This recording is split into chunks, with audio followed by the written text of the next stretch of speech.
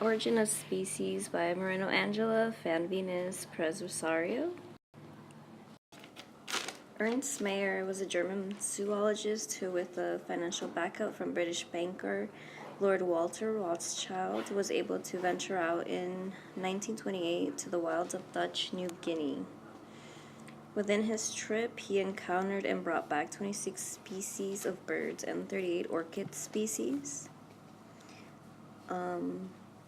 Along with experiencing bad weather, Mayr also had to deal with a local's fear of outsiders.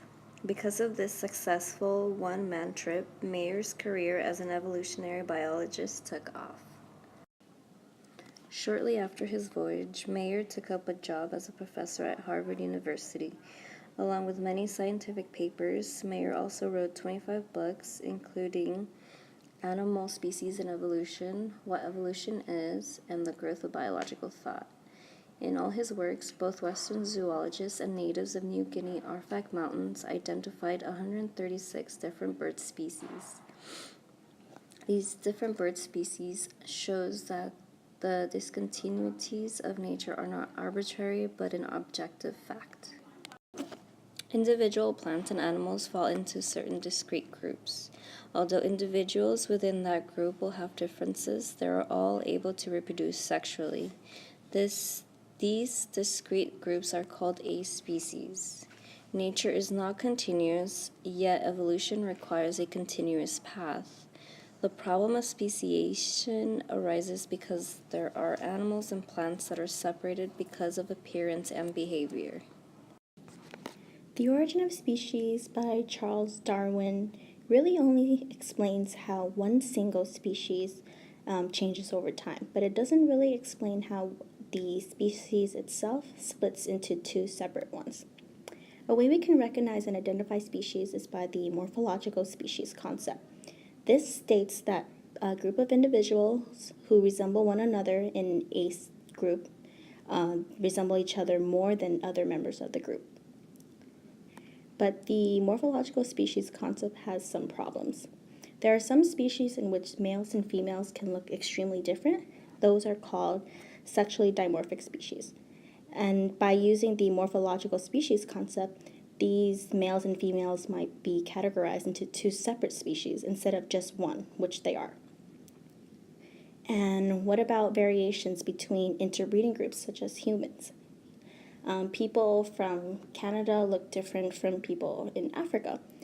But if we use the morphological species concept to identify them, then we might separate them into two separate species by the way they look, which would not be correct since they do occupy the same species.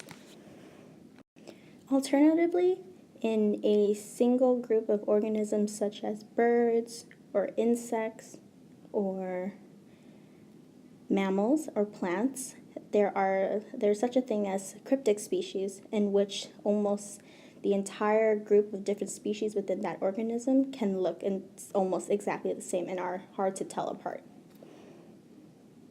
For example, malaria-carrying mosquitoes has 7 different species, but they look almost exactly alike.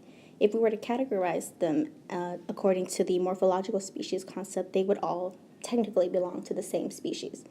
But these 7 groups of malaria-carrying mosquitoes are actually differentiated by where they live and which kind of host they bite. So why, if these species, the cryptic forms, look so similar, why do we differentiate them as different species? The answer to that question is that because they coexist in the same location, they never actually really exchange any genes. They don't hybridize with each other. Each species doesn't reproduce with a member of another species, even though they look almost exactly alike. It can be said that they are reproductively isolated from one another. This brings us to another species concept that is used to identify and differentiate members of a single group of organisms. It's called the biological species concept and was defined by Ernst Mayr and Theodosius Dobzhansky.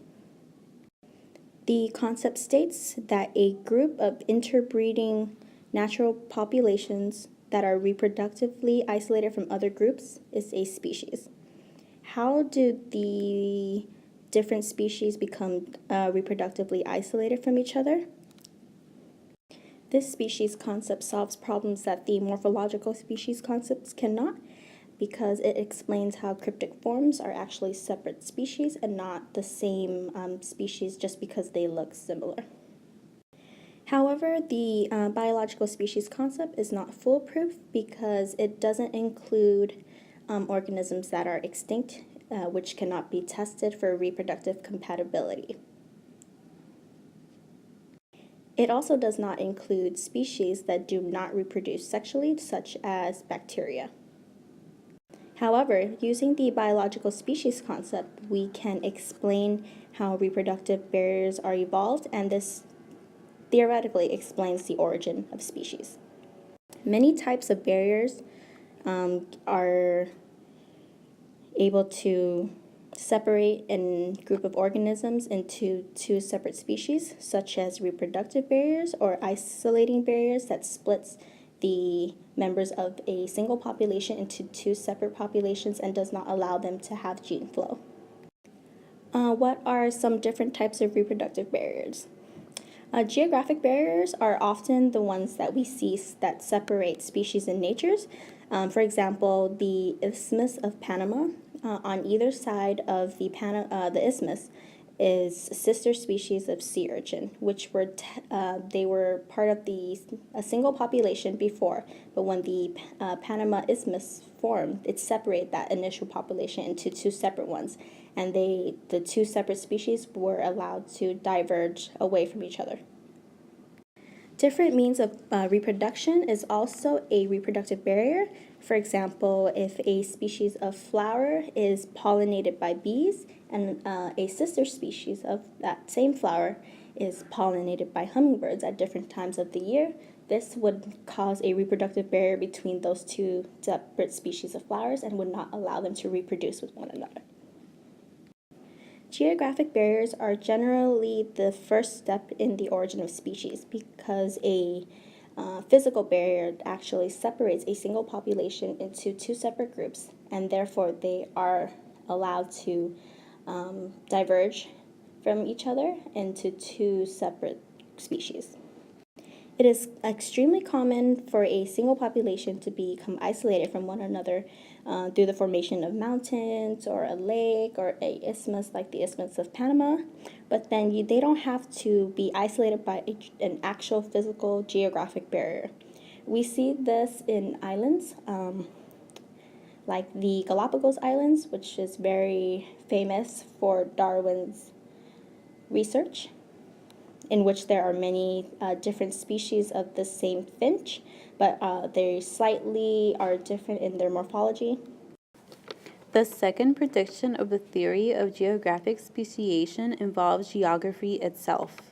If populations must usually be physically isolated from one another to become species, then we should find most recently formed species in different but nearby areas. You could see the difference of time a species arose by the amount of differences between their DNA sequences. Sister species should have the greatest similarity and divided by geographic barriers.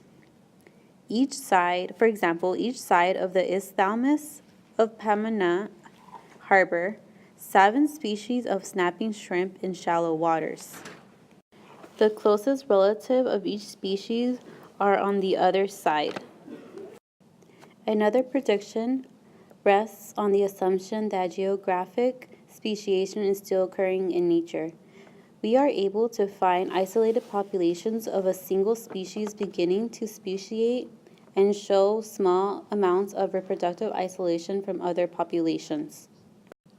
The final prediction is that the reproductive isolation between populations increases slowly in time. For example, the Drosophila species diverged from a common ancestor at various times in the past. The genetic barriers between the groups became strong enough to completely prevent interbreeding about 2.7 million years of divergence. Darwin suggested that new species could arrive within a very small, circumcised area called sympatric speciation. This could happen if under restrictive conditions that may be uncommon in nature. It's harder to see. You must make sure that the two related species arose in the same area instead of evolving in different areas, then coming into contact only later. It happens in habitat islands that have no geographic barriers. For example, the Chilid fish are in two lakes in Cameroon. The isolated African lakes are too small to allow the populations within them to separate. One lake has 11 species and the other has 9 species. All these species came from a common ancestor. There are two special forms of sympatric speciation.